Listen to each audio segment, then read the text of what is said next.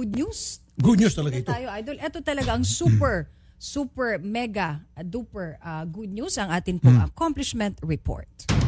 Accomplishment Report. Mga reklamo at sumbong na natultukan. Mga problemang agad na solusyonan. Mga kasong binantayan at di tinigilan na mula simula hanggang katapusan. Accomplishment Report. Wanted sa radyo. Sa Radyo 5, 92.3 News FM. Sino ba Nins ang reporter natin dito? Well, syempre, yung ating magaling. Lahat naman sila magaling. Si Jana Muriel Abrigo ang magkikwento nito kasi lumapit ito sa atin June 27. Okay. Si Maylene Eugenio na isang PWD dahil nakulong nga yung kanyang kapatid. Pero ang magkikwento si Jana. Yes. So, okay, Jana, dito ka na lang. Para hindi ka nagsisiksikan dyan. Right.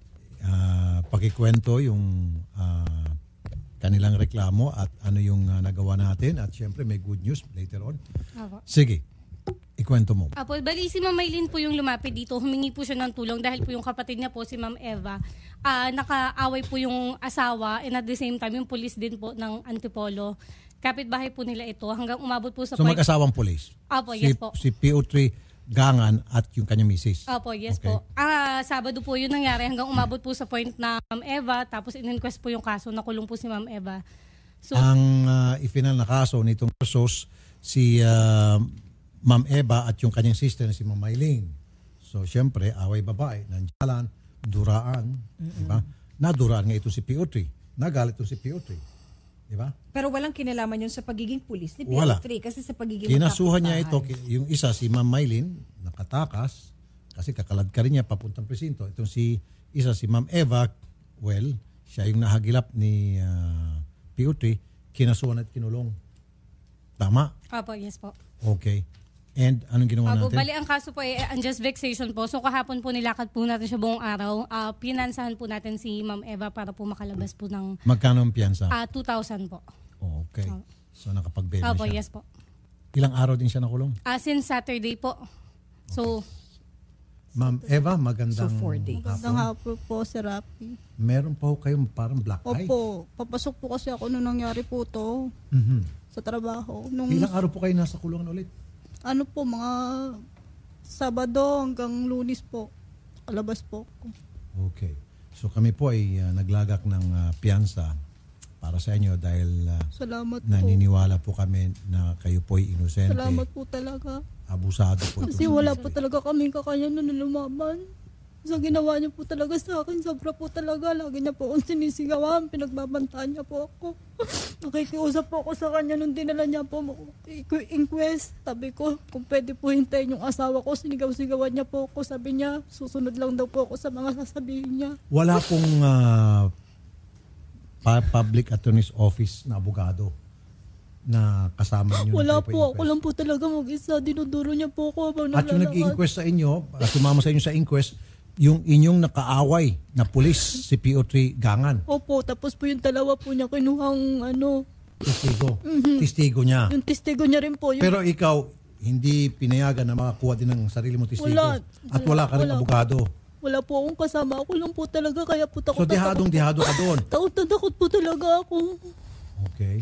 So wala kang magawa doon. Sila ang salita ng salita. Kung anong sinabi ng piskal doon, ng pulis, pinaniwala ng piskal, tapos...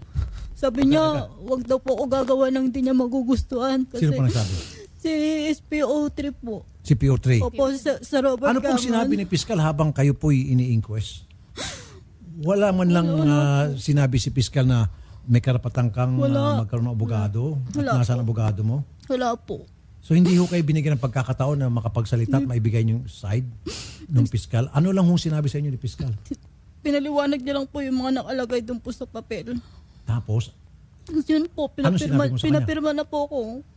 Hindi ka pumalag na maliho lahat yung mga sinabi dyan? Hindi. Nagsalita po ako, sabi ko, hindi naman po totoo yan lahat. Sila pong gumawa sa akin talaga niyan. Anong sabi ni piskal? Wala po. Wala. O kaya nga, tama ako, bobo si piskal. Bobo, stupido, moron, gago. Kasi dapat, nasa batas naman natin yan, Nins, doon sa Miranda Rights, Miranda Doctrine, may karapatan si ma'am na kapag iniharap siya sa isang piskal na may representasyon ng isang public attorney. Di sana hindi na siya nakulong. Di ba? Release na lang ito for further Kasi investigation. paglalaban ng abogado, niya from Public Attorney's Office, yung kanyang mga karapatan na sasabihin sa kanya, sa kay Piskal, sa sa pulis. Mali yung mga pinagsasabi nyo, ito yung totoong pangyari at dapat pambarangay lang yan. So para ang sasabihin ni Piskal, release for further investigation. Oo, hindi na dapat siya barangay. nakatikim ng pagkakakulong. At dito pa lang may conflict dahil si PO3 mismo ang nagpa-inquest. Si PO3 yung lahat. nakaaway, nakisawsaw sa away babae, si PO3 na rin ang arresting officer at si PO3 na rin ang nag-inquest sa dito sa kanyang nakaaway ng sa kanyang nakaaway. At si Piskal, saksakan ng pagkabobo, pinayagan. Diba? Sige, Ma'am Eva, kami po ay nagagalak at nandito na ho kayo ngayon at meron na ho kayong kakayahan. Kami po ang baback up sa inyo na para makapagsampaho kayo ng demanda laban kay PO3 Gangan. Sana ho kayo magpaareglo. Hindi po, gusto ko po talaga siya na mabigyan po na kasi yung mga katulad ko po talaga na walang kakayanan. Kaya-kaya niyo po talagang gawa ng hindi maganda. Tulad ko po. At bukod kay PO3 Gangan, syempre, sasampahan din natin ng kaso yung misis niya. Okay? And of course, si Piskal, kasama din ho natin na sasampahan din ng reklamo sa DOJ. Alright? Kasi hindi nga po maganda yung kanyang ginawa. Wala ho, pinayagan niya na wala ho kayong representasyon mula sa Public Attorney's Office. Sige. Okay. Pasalamat din ho kayo kay Ma'am Maylin kasi siya po yung pumunta dito sa amin. Oo, yung kapatid niyo po. Buti nga po nakatakas po siya eh. Pero kasama din siya sa away, di ba? Hindi po. Kasama po ako sa Sinama ko lang po ng siya pulis. kasi galing na po ako ng na nagpa-medical po ako. Sinama po siya sa barangay. Pauwi na po kami nung nangyari yun. Hinabol-habol po kami ni Gangan, ni Sir Gangan po, sa Robert Gangan. Ba't mo minimister? Ang minimister yung kagalang-galang. Gangan lang. Sabi niya po kasi kilala niyo ba ako, ginaganyan niyo po yung damit niya, pero nakasanto lang po siya na puti. Yan po naman ang sinasabi ng mga taong walang binatat. Yan yung palaging sinasabi ng mga bangaw na nakatungtong sa likod ng kalabaw at piling nila kalabaw na Pero sila. po lahat ng sinasabi niya sa akin, dinuroan ko, hindi ko po talaga ginawa yun.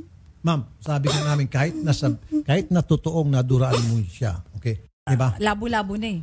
At ang hindi maganda, siya ho'y nakisawsaw sa away niyo mga babae. Kasi kalaban niyo dito babae yung misis. Bakit siya nakisawsaw? Dapat siya'y taga-awat. Di ba? Anyway, sige po ma'am. Babakapan namin kayo Salamat hanggang sa makasuhan itong sigangan at kung ano man yung karapat dapat na parusa maibigay. Salamat po. Pasalamat din ho kayo sa inyong kapatid. Pasalamat Sir, talaga ako sa ate ko. Sir, salamat po sa tulong niyo po sa kapatid ko po, kundi po sa inyo. Sa kay Ma'am Jana. Salamat. Maraming salamat po sa lahat tumulong po sa amin, lalo na po sa inyo, Sir Rapi. Maraming salamat. Salamat po. Thank you rin po. Taos puso kami nagpapasalamat po sa loob inyo. eh. Kasi po wala po talaga kaming kakayahan para yan po yung kaso. Kaya dito po laban talaga sa kami inyo. lumapit. Sige po. Kaya dito po kami lumapit. maraming Naniniwala po kami na salamat po. matutulungan niyo po kami matapos. Tulungan niyo po talaga kami. Yes ma'am. All the way po. Huwag lang ho kayong Kagaya niyan po. sumurrender.